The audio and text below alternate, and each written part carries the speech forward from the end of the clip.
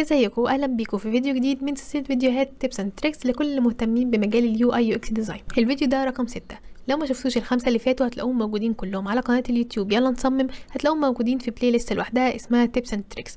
فلو ما شفتوهمش ارجعوا شوفوهم، يمكن تلاقوا فيهم معلومه جديده تفيدكم في الديزاين. وما تنسوش ان انتوا تعملوا اشتراك في القناه عشان تتابعوا كمان كل الفيديوهات اللي هتنزل جديده خلال الايام الجايه. ويلا بينا بقى نشوف الفيديو بتاع النهارده هنشارك فيه ايه. فيديو النهارده هشارك فيه كام معلومه كده على السريع ان شاء الله تكون مفيده بالنسبه لكم وانتوا بتعملوا اي تصميم. واول حاجه بقى هنتكلم عنها دلوقتي هو زرار الشيفت اللي موجود عندنا في الكيبورد. زرار الشيفت ده ليه اهميه كبيره جدا، وتقريبا طول ما انا شغاله في الديزاين ايدي مش بتتشال من على زرار الشيفت. طب تعالوا نشوف كده زرار الشيفت ممكن يساعدنا في ايه. اول حاجه لو انا حابه مثلا ان انا اسحب اي حاجه انا عاملاها في الديزاين عندي، حابه ان انا اسحبها كده مثلا لتحت شويه، تمام، لكن اما اجي بسحبها كده الدنيا بتبوظ مني زي ما انتوا شايفين كده. المسافه دي اتغيرت خالص والمسافه دي اتغيرت برضو، فالدنيا ما بقتش زي ما هي كده، الدنيا باظت، وهبدا ان انا احاول اظبط تاني المقاسات من جديد. طيب ايه اللي يغنينا عن الكلام ده كله؟ هو زرار الشيفت. هروح عند الحاجه اللي انا عايزه اسحبها واضغط عليها واضغط على الشيفت في نفس الوقت وانا بسحب، وابدا ان انا اسحب لتحت واشوف ايه اللي هيحصل. ضغطت على الشيفت وهبدا ان انا اسحب زي ما انتوا شايفين كده، هتنزل في مكانها بالظبط، مش هتتحرك لا يمين ولا شمال مني. طب تعالوا نرجعها تاني مكانها برضو على الشيفت وابدا ان انا ارفعها تاني مطرح ما كانت. ونفس الموضوع لو انا عايزه احركها يمين وشمال، برضو هضغط على الشيفت كده وابدا ان انا اسحبها يمين او شمال، هتفضل زي ما هي ومش هتتحرك مني. ودي كانت حاجه مهمه جدا جدا الشيفت بيساعدنا فيها.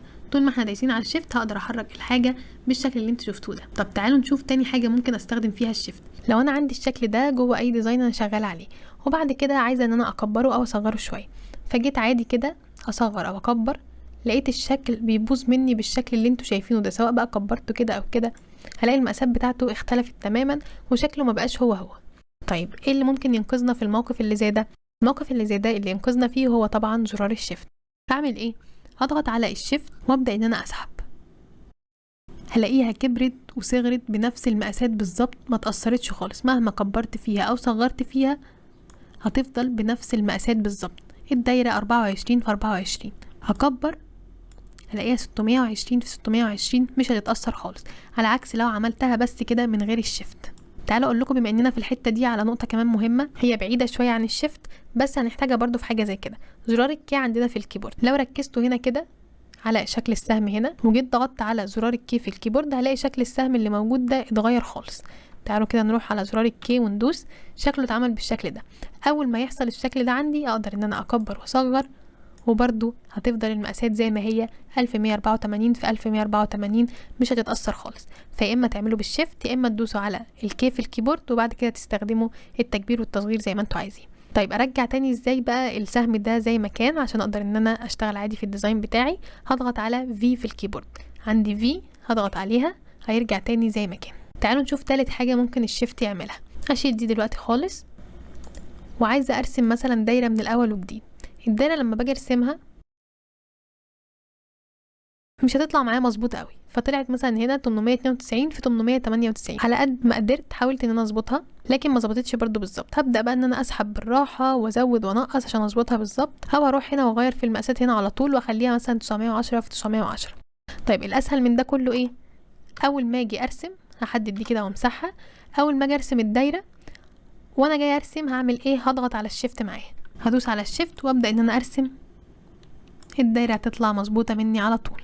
ومش مع الدايره بس طبعا، مع اي شكل تاني. يعني مثلا لو جربت ان انا اعمل في المستطيل هنا هيطلع معاكم مربع زي كده 782 في 782، على عكس لو بدات ان انا اعمل كده برضو كده ابتدى ان هو يبقى مستطيل. نرجع تاني. طب ازاي برجع الخطوه دي تاني؟ كنترول زد. كنترول زد بيرجعنا الخطوه اللي احنا لسه عاملينها. طب لو عامله كذا خطوه وعايزه ارجعها، كنترول زد كذا مره ورا بعض هيرجعنا اكتر من خطوه. تعالوا نروح لحاجه كمان بيعملها الشيفت. خليني امسح دي خالص ونطلع عند الاشكال دي واجيب الخط. لما اجي اعمل خط مثلا كده، بصوا الخط مش هيمشي زي ما انا عايزه كده بالظبط، ممكن يقعد يطلع وينزل، مش هيمشي بشكل مستقيم. طيب ازاي امشيه بشكل مستقيم على طول وانا ضغط عليه كده وبسحب؟ هدوس على الشيفت بتاعي بس كده بقى خط مستقيم.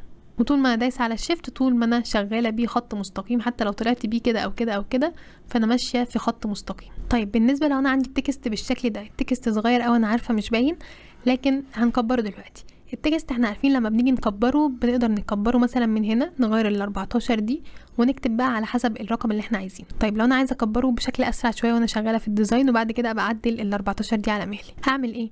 الشيفت مش هيمشي معانا في الموضوع ده، يعني لو ضغطت شيفت كده وبدات ان انا اسحب مش الكلام هو اللي هيكبر خالص.